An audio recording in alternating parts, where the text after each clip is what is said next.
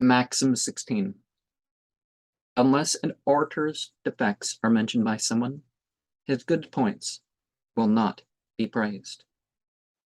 Be not proud of the beauty of thy speech, of the approbation of an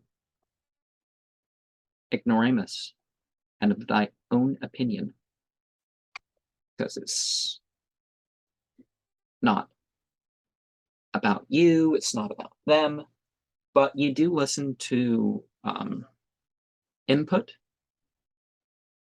because you want to be able to have the maximum impact.